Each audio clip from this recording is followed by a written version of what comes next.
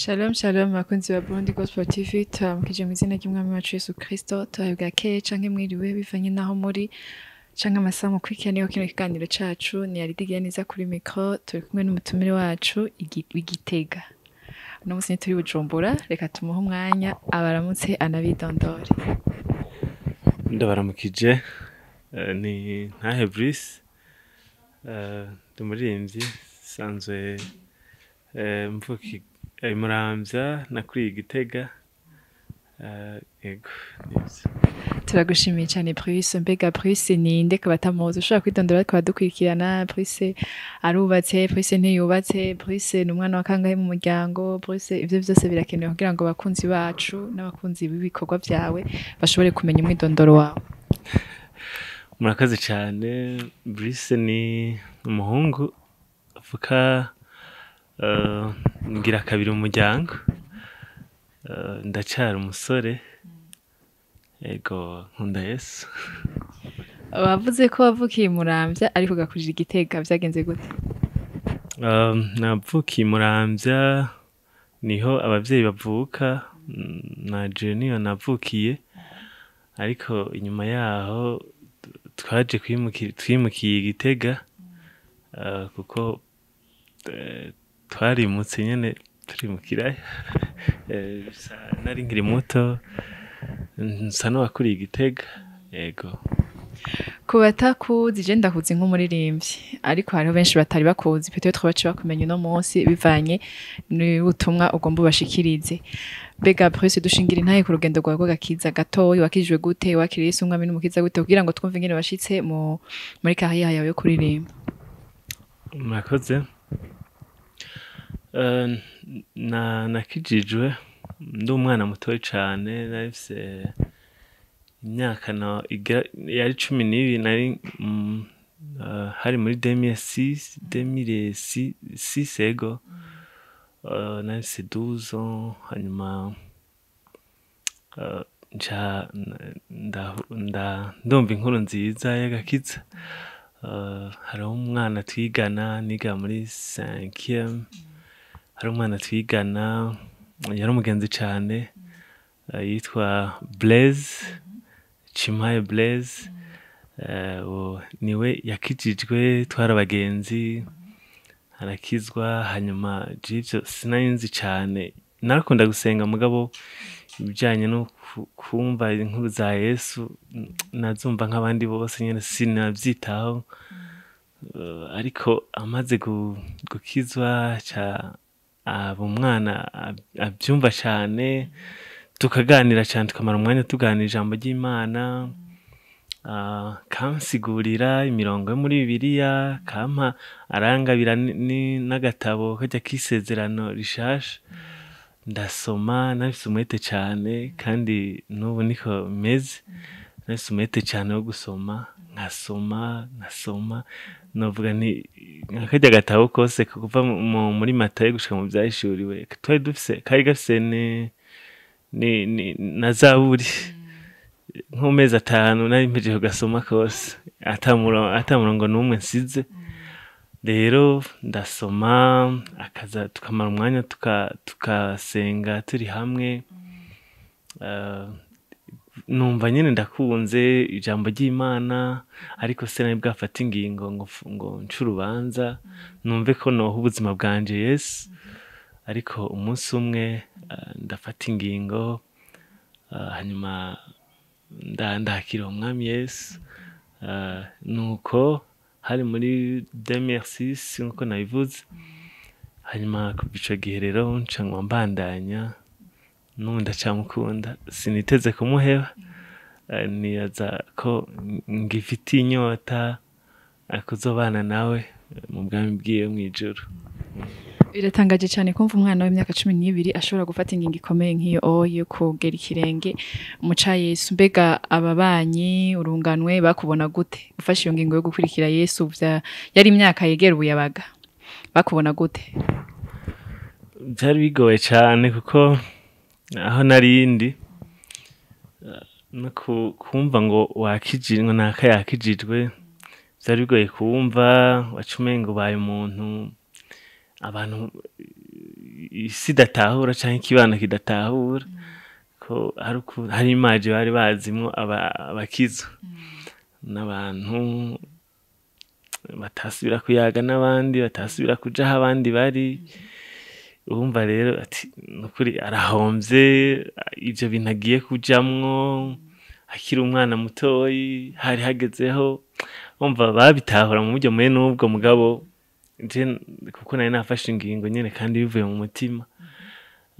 Rero barampa iminsi akavuga ati oya aho tumuhaye indwi zibiri bizoba vyaheze azoba yahivuyemwo, ariko je ndamucakiye sinari niteze kuvavanura nawe. Yego hanyuma ndakomeza mu buryo mwene n'ubwo ntivyari vyoroshe, ariko nshima Imana ko yabinshoboje kubigumamwo, kandi n'ubu nkumva ngifise inyota yo kubibamwo kuko narabonye n'ubuzima budasanzwe. Kuko ahubwo mu nyuma bamwe bankritika, twaraganira tukavugana ijambo ry'Imana, nkababwira ijambo ry'Imana, ariko bamwe mu nyuma barakijijwe. Ego ubu turahura nk'abagenzi banshingira intahe, nkumva ndaryohewe cane.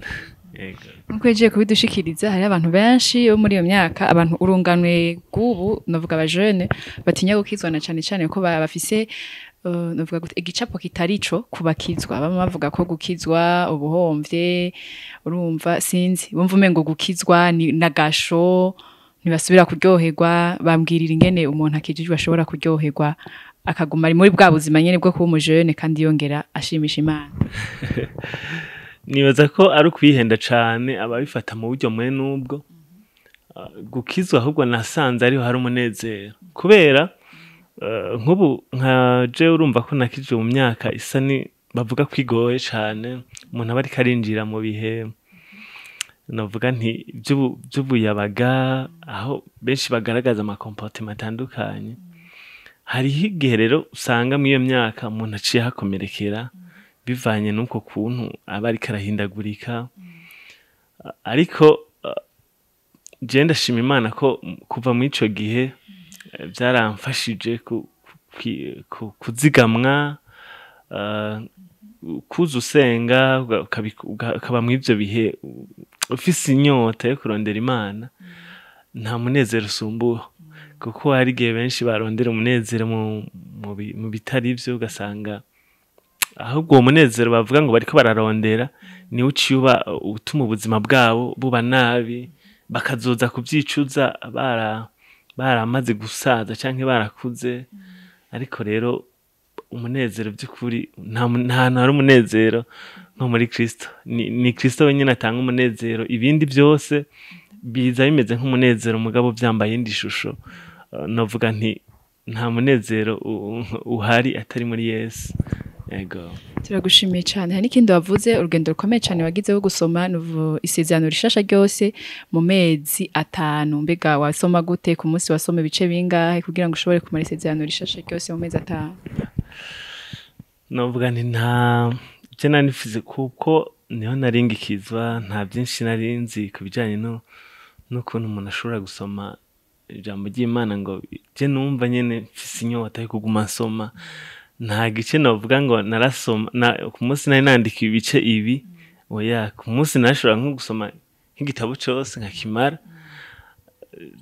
bivanye n'ukuntu igitabo kingana. Ni kuvuga numva nyene ndyohererwa gusoma ijambo ry'Imana, nivyo numva sinanatahura byinshi ko hari ibyo nasoma, nkumva urabona ko bibiliya hari imvugo usanga umenga irafobetse gatoya.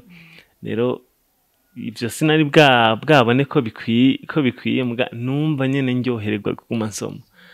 Rero sinavuga ngo hari ibice navuga ku munsi nategeza gusoma, ariko uko ndose akanya ntari kw'ishure ntariko ndakora ibikorwa vyo muhira numva nyene nosoma. Yego. Turagushimiye cyane ku ntahe ku rugendo rwawe rw'agakiza uhejeje kuduha. Reka twinjire rero mu bijanye n'umuziki wawe.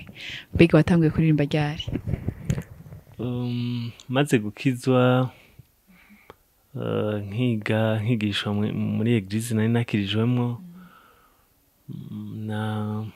narabandanije nitegura ndaja muri chorale muri eglise chorale nyene tuba turi kumwe n'abandi hari n'ivyo butazi neza ukabona uko abandi babigira nakuriye muri ubwo buzima rero ndi muri chorale sinumva nyene ko no sohora indirimbo numva nyene umengo ndyohererwa kujya kuririmba indirimbo z'abandi narumva nyene bindyoheye nkaziririmba nazirimbye igihe kitari gito kuva mu za 2008 kuduka nagiye kumva yuko bishoboka yuko nshobora kwandika indirimbo yiwanje vers ma 2016 aho niho nagira ico ciyumviro cyo kwandika indirimbo yiwanje kuko numva ubundi bw'umengo ni ibintu hari abo vyagenewe jewe nawe numengo nivyo ukunda yego maze kugira ico ciyumviro waciye ushoka wandika mbega inspiration ya ku ndirimbo ya mbere ni igiki inspire kugira inspiration yayikuye he kuri iyo ndirimbo yawe ya mbere naranditse indirimbo cane indirimbo nakunda kuzironka mu gihe jewe ndi jenyene cane ndiko ndasenga igihe numva narakunda kuririmba by'ukuri umwanya naba ndiko ndasenga ndi jenyene nkumva ndyoherewe kuririmba rero igihe naza numva hitayemo akaririmbo ntamenyereye mu majambo canke nkaronka inspiration ivuye muri bibiliya nkumva amajambo noririmba amajambo ndiko ndasoma muri bibiliya ariko kuko hari igihe umuntu asoma ijambo ry'Imana agaca agiherereza ko ku buzima bwiwe akaraba mbe iyi nkuru nsomye jewe inyigishiki mfashiki aho niho hava rero inspiration y'indirimbo maze kwandika indirimbo naranditse indirimbo mugabo sinahavuye ngo ndatsimarire ko hariko ubwa mbere ko narumva nyene umengo ndi muri SS ntiharagira ko no gira nyene no kikonsantra nyene kugira ngo mari indirimbo narandika nka couple imwe nkaca ndayigarukirizaho ni nyinshi nagize nyinshi mugabo indirimbo mutima wanje niyo nanditse ndayimara kandi numva nyene birashoboka yuko ndayikora iyo inspiration yavuye ahantu habiri hari ubuzima umuntu ashobora gucamwo ariko si kuri jewe hari umuntu narinzi umukozi w'Imana igihe kimwe rero yashika aba mu buzima niwe narabira ko aho nasengera niwe narabira ko nk'akarorero ko twarayaga cane twaravugana byinshi mu nyuma arategwa utuntu hanyuma biza kurangira umengo nyene abaye kure hanyuma ariko mu nyuma yaho turahanura dukomezanya guhanurana n'abandi bamuhanura mu nyuma havana aravyuka aragaruka turagaruka ari wa wundi nyene anshingira n'intahe y'ubuzima hava indirimbo rero nise mutima wanje ifise navuga icitabirizo ivuga ngo iyo dutemvye niwe atuvyura agashigikira intambuko zacu atuyobora mu nzira ziwe n'umufasha w'ubugingo bwacu aha niho havuye inspiration mugabo no muri bibiliya hariho amajambo nasomye bituma ariyo nca nkura cane iyo ndirimbo. Uretse mutima wanje nizihe zindi ndirimbo umaze gushira habona? Kugeza ubu hari izo nimirije gutwara muri studio zitatu ariko hariho iyo imaze kuja habona ivuga ngo urankunda izo nizo maze gushira habona ariko vuba cane n'izindi ziraja habona kuko iki nico gihe nari namaze igihe nsengera izo nari naranditse narumva nyene ko hataragera nsenze Imana mbajije Imana kuko sinashima ko nobikora nk'uko abandi basi bobikora canke ata kintu numva kimpagurutsa cane cane inspiration ivuye kuri mpwemu yera ko nimba vy'ukuri dusenga ntidukwiye gupfa kwiyadukiza gutyo turakwiye kumva cane projet uba ufise ukayereka Imana hanyuma ikagira irikubwiyeko ikakubwira n'igihe co kuyishira mu ngiro rero ico nico nari nararindiriye muvyo yambwiye iki nico gihe rero Imana ishimwe cyane ko uriko urashira mu ngiro ico yaguhamagariye mu kuririmba uvuze ko indirimbo zitatu zirimo kuja habona n'izindi zimaze kuja habona muri izo ndirimbo zose niyihe ndirimbo ukunda cyane gusumba izindi zose ndazikunda mugabo ndumva ko ico kibazo numva umenga kiragoye kwishura zose ndazikunda mugabo ubu ko hari zitaraje habona nkunda zibiri izo zimaze kuja habona mutima wanje na urankunda turirimbire imwe muri izo hari imwe nawe yumvise bivanye n'igihe wayanditsemwo wumva nyene ko uryohewe yiducishirize ko gatoyi kugira ngo abakunzi ba Burundi Gospel TV canke abakunzi bawe bayumve nyene mwijwi ryawe uretse muri studio. Mutima wanje himbaza uhoraho namwe bimbamo byose mumuhimbaze nimwibagire bikorwa yakoze n'imbabazi nyinshi atugirira iyo dutemvye niwatuvyura agashigiki intambuko zacu atuyobora mu nzira ziwe n'umufasha ubugingo bwacu mbere naho twoca mu bibazo byinshi twama twiteze imbabazi ziwe nazo kwemera kw'ibirenge vyacu bitirimuka kuko atuzigamye. Urakaze cyane mbega uwo yikenera uwo zikenera indirimbo zawe yozisanga hehe yozikura hehe uwo zikenera iyo mutima wanje niyo urankunda ziriko kuri chaîne kuri YouTube wandika NTAHE Bruce ico zibona zirashira ama audio yego abakunzi ba Burundi Gospel TV mugende kuri chaîne ya NTAHE Bruce mukurikirana izo ndirimbo ziwe dushigikirane mu gihugu c'Imana hanyuma Bruce nigiki wovuga kuri gospel mu Burundi si novuga nti muje muri novuga nk'inyishu ku baririmbyi canke ku bakora ibikorwa byose bitandukanye byo guhayagiza Imana byo gushira hejuru Imana nukuri Imana ibahezagire cyane ku buryo muri ko murabikora murashira habona ingabire z'abantu zitandukanye murashira habona ibikorwa byabo kumbure bikiri mu gifuri canke bikiri mu kinyegero rero uburyo mubikora nukuri Imana ibahezagire cyane je nabasengera kugira ngo ibakomeze kugira ngo mwandanye mutera imbere ndabashimira cyane bimwe bivuye ku mutima uburyo muri ko murabyitwaramo uburyo muri ko murabikora yego Imana ibamugisha cyane. Mbega uvuze umuziki mpimbazamana wo mu Burundi ugereranije n'ibindi bihugu nigiki wovuga ku muziki w'u Burundi mpimbazamana umuziki mpimbazamana mu Burundi navuga ko turafise aho tugeze ariko kandi turafise n'ahandi tugikeneye kugera ugereranije n'ibindi bihugu buryo biriko birakora.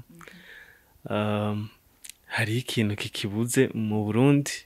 Mu Burundi harabuze kuja hamwe kw'abaririmbyi bakora ico gikorwa canke basanzwe bafise umuhamagaro wo guhimbaza Imana biciye mu kuririmba.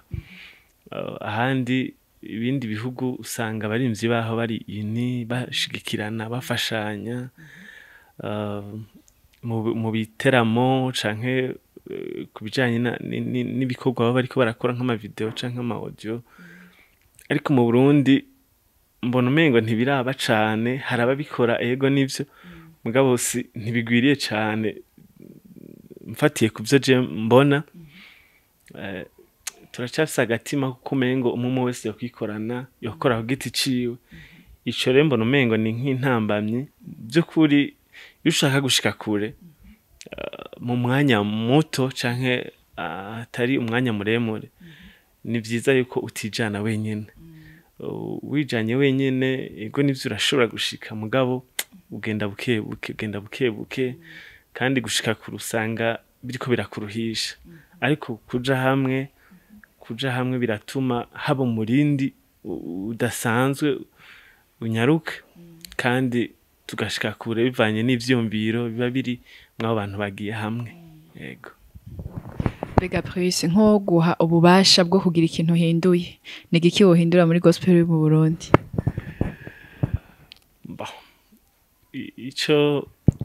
Ico numva ahanini gikenewe ntikiri kure y'isho mpejeje kuvuga.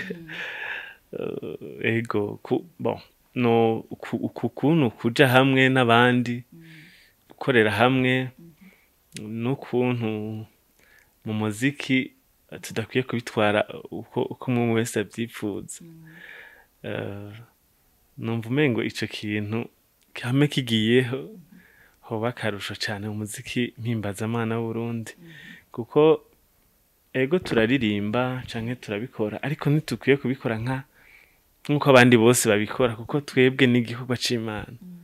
Igikorwa c'Imana, kuja hamwe tugasengera igikorwa, kuja hamwe tugatozanya indero y'ukuntu tubikora. Nico numva gikomeye cane mu muziki w'Uburundi mpimbazamana dukwiye gushimikirako. Simvuze ko bitahari, atari gusenga nivyo, hari gusenga ariko twogishimikirako tukagikomeza kugira ngo dutange ibintu biri technique bifise birimwo ubuhinga kandi kameme birimwo n'amavuta. Kuko ntituririmbira abantu, ntituririmba ibindi, turirimbira Imana. Rero kuja hamwe tugakora dufise umutima umwe, dufise n'intumbero imwe yo gushira hejuru izina ry'Imana, nico gikenewe cane kurusha ivyo bindi vyose. Ego. Uravuze ko gukorera hamwe arico cane cane gikenewe kugira ngo muziki mpimbazamana wo Burundi utere imbere, ariko wewe ukora ku giti ciwawe uriririmbana carrière solo. None mbega nizihe ntambamyi ubona mu gukorera hamwe n'abandi canke inyungu ziri mu gukora wenyene? Ego jewe mu vyumviro vyanje sinifuza ko noguma nkora ndi jenyene, kuko n'ubu nsa n'uwabitanguye. Hariho kuko gukorana muri benshi navuze ko ari vyiza cane, mugabo ni vyiza ko mukorana n'umuntu mufise vision imwe, mufise intumbero imwe, kuko biragoye ko ukorana n'umuntu hari ijambo rivuga ngo babiri ntibojana bataraganye. Kuko hariho ubikora yifite izindi ntumbero, soit ni kugira aronke amahera, soit ni kugira abe populaire, abe amenyekane, ugasanga intumbero yo gushira hejuru izina ry'Imana muri we siyo iz'ubwa mbere. Rero urumva biragoye guca ukorana n'umuntu nk'uyu, kuko umwanya n'umwanya araguta, umwanya n'umwanya usanga ibintu bitariko bigenda nk'uko uvyipfuza. Ariko ndiko ndarondera umuntu novuga nti duhuze uwo mutima dushobora gushikirana. Ndazi ko hari benshi duhuje uwo mutima, mugabo ntaragirirwa ayo mahirwe yo gushikirana nabo ngo tugire ico tuvuganye, ariko ndafise ivyo vyizigiro. Ndafise umugenzi hari indirimbo twakoranye n'iyindi twimirije gukorana vuba, no umuhungu yitwa Irakoze Thierry ngaho Igitega nyene. Iyo dusa n'abariko baravugana uko ndamubona, turahuje intumbero cane. Nibaza ko mu minsi iza dushobora kuja hamwe n'abandi bivanye nuko Imana izozira bitwemerera. Ego. Turagushimiye cyane Bruce ku mwanya duhaye kugira ngo tumenyeshe na cyane ibikorwa vyawe, ivyo uriko urategura, ivyo umaze gukora n'ivyo utegura gukora, ubishikiriza abakunzi bacu. Turabashimiye namwe bakunzi ba Burundi Gospel TV, mubandanye kudukurikirana. Abataragira subscribe muyigire, abagize subscribe nabo mukurikiranye kino kiganiro mugire j'aime, mugire partage, musige na commentaire. Hama ibiganiro vyacu bize birabashikira ku munsi. Imana ibahezagire cyane. Shalom shalom.